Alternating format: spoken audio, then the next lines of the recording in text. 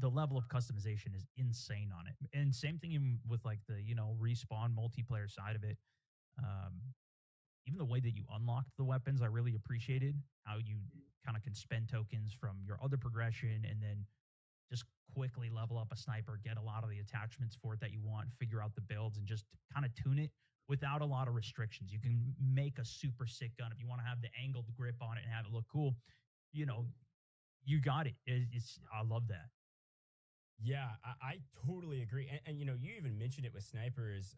Sean, Gundam, looking at specific play styles, you guys created specific attachments that help out specific play styles. The first thing that comes to mind in particular is like the long range snipers.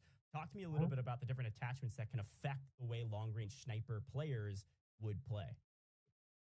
Well, as I mentioned above, I said we've recently developed rangefinders for snipers to use. And also, we're working on a scope that can help with motion prediction. So you see where your enemy is going and aim with it from long range. These are some unique attachments we make to cater to needs of long-range snipers.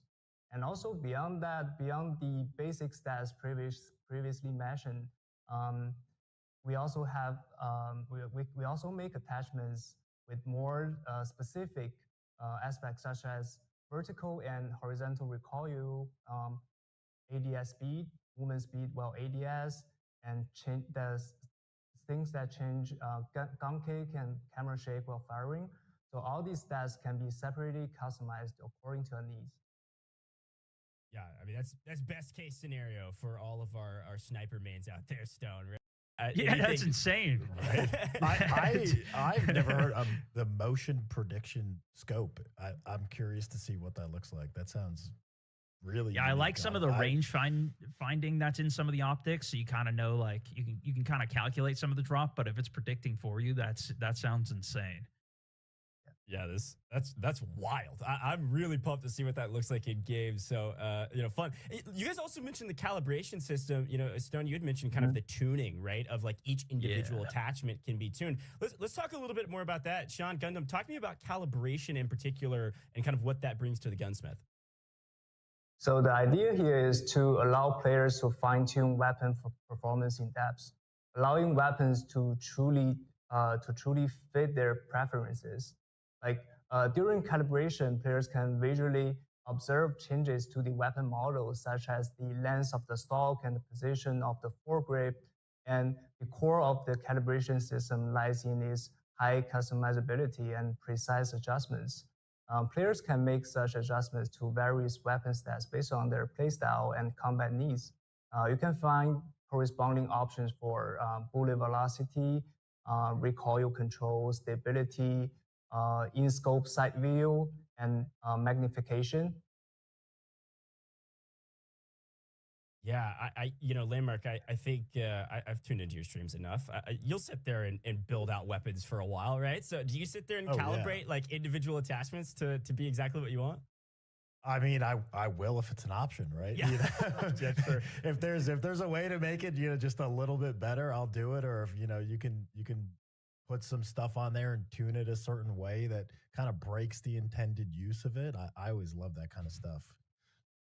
Yeah, I like turning like a sniper into a shotgun, basically, and turning an LMG into a submachine gun. I love doing that. So, and the more tools they give us to play around and change the feel of the guns, the better.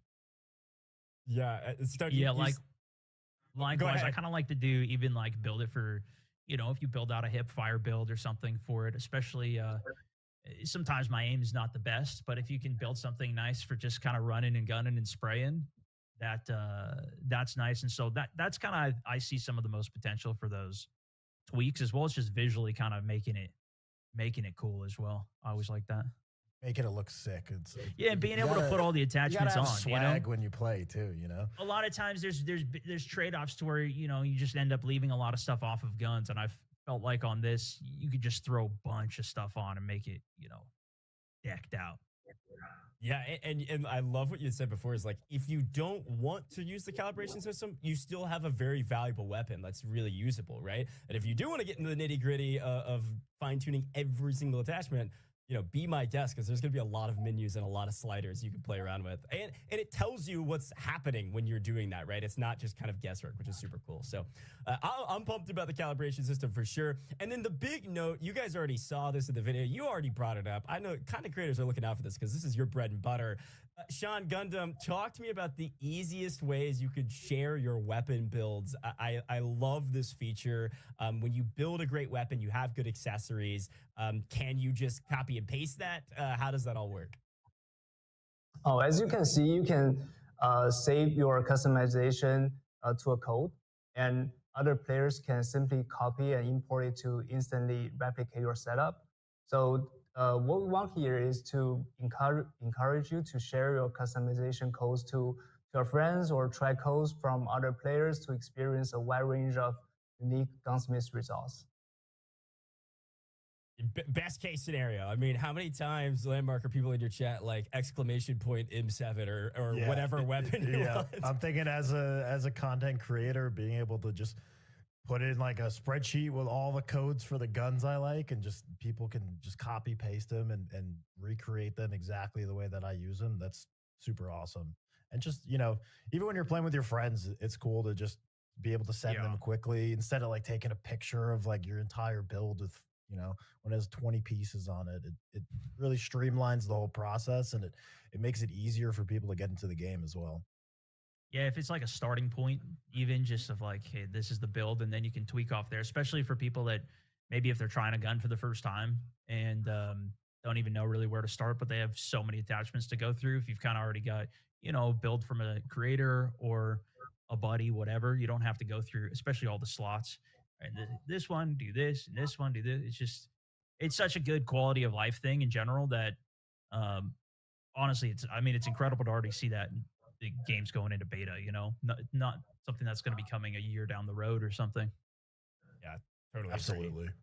Totally agree. The amount of like Discord novels I send with like 35 screenshots of my weapon builds to friends is insane. So I can only imagine it's great for everybody, including just people playing at home. Well, amazing. Sean's been breaking down all the weapons rather, but Gundam Week, it's time to talk about some vehicles. All right, vehicle gameplay is something that everybody loves. Especially obviously in the warfare mode where there are a ton of options. Talk to me just generally about vehicles and the overview of what we can expect in the open beta. Okay. In Data Force, vehicle provides superior firepower, protection, and mobility compared to infantry, making them crucial for both faction to push frontline and provide fire support. In the PC open beta, we'll have a total of 10 vehicles across 4 major categories, including tanks, weather vehicles, helicopter, and assault force, covering combat and driving experience across land, sea, and air. When we developing vehicles, we implemented a physical engine to try and make everything as realistic as possible. Including engine power system for ground vehicle, rotor lift, mechanic for helicopters. So we have given each vehicle their own distinct driving mechanic and appropriate simulations based on their real-world profiles to offer more authentic and realistic handling. Yeah, I love vehicle gameplay. It's also a great way for me to warm up. Before I need to warm up my aim, I need to just warm up the sticks in general if I'm using a controller or the mouse and keyboard. If not, so Stone, talk to me. Look, you've got some great vehicle content out there. I gotta say, when you step into the perfect voice of Stone Mountain 64, so talk to me about vehicles in general and kind of some of the stuff Gundam was just talking about. Yeah, the nice thing with vehicles is you can stay alive really well in them. Usually, there is some good counters in this, and you got to choose the right class to kind of counter it and everything with it. But usually, you got some good power, especially with the way that you can call it in and kind of access it at any point. But the realism of the vehicles with how they look, I think is great. That's one of the things that's got me into a lot of different games over the years is just getting that kind of epic feel of the vehicles and getting the chance to actually like drive something. Obviously, I would never even probably get to see, let alone be in. Yeah. But then on top of that, being able to have some power alongside it is it's good for whether you're role playing a game and just trying to immerse into it or whatever. But um, I feel like with the scale of the maps that are here, it actually fits, especially because of just how many players there are. If this was, 5v5, 6v6, you probably couldn't have that or have it as powerful as it is. Yeah. But when you have these giant combat scale, like I just love that in games. Yeah, and I think that's the key too, is like it has to be not only balanced but also optimized so that it's really fun to play and not overpowering. So Gundam, want to go to you and talk a little bit about like how we optimize vehicles, what can we use them for, and kind of like how players can customize their vehicle experience as well. Okay. Beyond the unique driving experience, the biggest difference between vehicle and infantry is their diverse and highly variedness. We have nearly 15 different weapon systems implemented for vehicles, including direct fire cannons, anti-aircraft autocannons, howsers, machine gun and guided missiles, and rockets. Vehicle operators can enjoy a completely different combat experience compared to the provided by standard rifles. And we know that each player will have specific requirements for vehicles' combat effectiveness. And in the PC Open Beta, player can unlock and equip different weapons through the customization system. This lets you create firepower configuration that match your favorite playstyle. For tanks, you could equip high explosive shell for devastation and anti-infantry explode damage, while also arming your passengers with weapon stations such as machine gun to turn your tank into a terrifying anti-infantry platform. However, this comes at the cost of reduced anti-vehicle capability.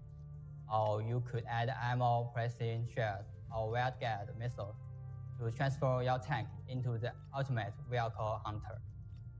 Of course, different states of match can call for different vehicle firepower requirements. For the next version, we will introducing an in-match modification system that allows players to adjust their vehicle loadout based on how the battlefield has shifted. Wow. Yeah. There is a lot going on here, which I love. Landmark, we were talking about customization of weapons. Now you can customize vehicles, not only before the match starts, based on whatever you want to use, but even during the match when the map changes based on what point you're trying to secure, or maybe counters from your enemy, you can change your weapon modifications in game. Like, that's so sick to me. Yeah, and also just it's a way to stand out too. If you can change the way that people see your tank and they see like your unique tank, they're like, all right, that's the guy I want to stay away from, or I want to blow that guy up. But yeah, just building out a tank as like an anti-infantry, or you want to fight the other vehicles, being able to focus on your different strategies is really cool. Yeah, Stone, I just love this idea of almost like this chess match between two teams of the different vehicles that they try to pull out. Because like Gundam was saying, some of these vehicles can be kitted out for anti-vehicle warfare and then some for anti-infantry. And you have to have this back and forth because there's a number of ways to destroy vehicles in the game. Yeah, I see even people mentioning how do you balance this into the chat. And even from what I've seen with some of the vehicles in general, you kind of balance it just based off the cost of it. I think there's other elements even outside of just the power that is from it, of how easy to destroy it is, obviously how many enemies you could actually take out with it at one time. But yeah, that's what I was saying though. Like, I like having the power on the field, and when you get into one of those things, and they're scared of, oh, this guy's got it. He's in another tank again. We got to take them out immediately. People start swapping classes to specifically shut down the tanks and control the battlefield a bit on it. It's like, you got to do what you got to do for it. Yeah, yeah. Well, it's part of warfare, right? And so, Gundam, I'm actually going to ask you kind of the same question: is how do you counter vehicles? What are the options, especially if you're infantry and maybe don't have a vehicle at your disposal? Oh yeah, as we know, beyond vehicle-to-vehicle combat, infantry virtual vehicle is another crucial aspect of the support. Where infantry may be at a disadvantage in terms of protection, mobility when compared to vehicles, but they have access to numerous anti-vehicles countermeasures. In response, vehicle can deploy smoke to obscure enemy vision, equip thermal smoke to disrupt guide weapons, or, utilize active protection systems to intercept incoming shells, missiles, and C4. Yeah, missiles, C4, tons of different ways you can kind of blow up vehicles if you're infantry. This all checks out and something that, Stone, I think you said it perfectly. You got to switch to it if you're not using it, right? When a vehicle starts becoming a terror, switch classes, get the engineer, make sure you have the right weapons, use C4. And once you do that, it's not all that difficult to take them out if you can coordinate it somewhat. No, I tell you what, there's a couple times even when I swapped to it and I was like, all right, now it's my turn. I'm going to finally do this. The other team immediately took me out. They was just like, they were ready to go. And my team was just not as ready to go for the tanks coming in. Talking about the infantry counterplay too, you have some of the points you can spend on the abilities, and one of them is like a giant bomb. And I've definitely taken out some tanks with those bombs before. Yeah, calling your you get a guy hard sitting on the capture point in a tank, and you just drop a bomb on it, and then it's yours. I love it. Yeah, it's perfect. There's lots of different ways to counter it, but again, with warfare in particular, it's kind of like you got to have some sort of team coordination. If you have coordination, you're probably going to win. That's usually how it all works out. Well, I want to deep dive a little bit onto the vehicles because I saw some people in chat ask this before even we went live on the broadcast. They were in Twitch chat asking about the jets. Gundam, I'd love to hear about kind of that fixed wing aircraft. Any plans for that? Is there a release update for that in the open beta? Oh yeah, the jet is an essential component of vehicle combat and the infantry vehicle engagement in gameplay, and they will be definitely to be added to our vehicle roster. Now we have already begun development on this, and we are exploring exciting new gameplay mechanics and feature on this. Rest assured that jets will make their debuts in Delta Force warfare mode in a very polished state. Additionally, more ground vehicles, naval vessels, and completely new arms are in active development and will be introduced in future versions. Amazing. Yeah. I mean, I think, Landmark, some of the most iconic moments in some of these warfare game modes is some of the crazy vehicle plays. Having a jet and put it into the mix changes some things up, and you're going to see some crazy things, I'm sure. I'm sure you will see people jumping out of jets and blowing up, enemies with rocket launchers and stuff like that. I'm more of a helicopter guy myself. I can never fly the jets. I'll crash that thing into the ground. But, I'll give it a shot. I like jets. I like the sound of that a lot. That was something that I wasn't sure if was going to be in the game. But that is really cool to hear. That's gotten me into a number of games as well, just for that that feeling of flying jets. Even that's awesome. Yeah, when you get good at the jets, it feels fun. Oh, it's so good because then you can take off. Because the choppers are, I feel like, the bigger threat usually on like the infantry, but the jets can shut down all the choppers super well. Yep. And you get a couple good strafing runs in. Like, yeah, that's sick. Yeah, and you get some dogfights potentially going with jet versus jet combat. Yeah, Come on, yeah. We're really cooking. Well, Gundam, you are in charge of a lot. In part of what you do is also vehicle optimization and how you improved vehicle handling. So talk to me a little bit about vehicle handling for maybe people like me who aren't very good at it. Oh yeah, we have received extensive player feedback regarding vehicle handling, including ground vehicle traverse in complex terrain, vehicle performance, unit movement, and weapon sound effects, and so on. These are high priority issues for us, and we will work to maintain realistic vehicle physics will feature improving travel in complex terrain and overall vehicle handling. We are pleased to analyze that many improvements have already been made in this area. We will be delivering an enhanced vehicle system with significant improvements in the next version. Amazing. Well, a part of that, I want to go straight into the next topic because part of that I'm really excited about is not only the improved handling, but what about a vehicle training ground where I can just play around with the vehicle so that I can get better at it? Is that something you guys are intending on adding? Oh, yeah. We know a lot of requests from players for dedicated vehicle training grounds to help them refine their driving skill and test the weapon handling. Yeah. So we are currently designing a new player for address this need. It will be much more than just a vehicle training ground. We will be providing a more expansive outdoor space where players can enjoy various freestyle activities. It will be much more than just all right, Stone, what you think? We got training grounds, we got improvements. I mean, talk about it. That's great.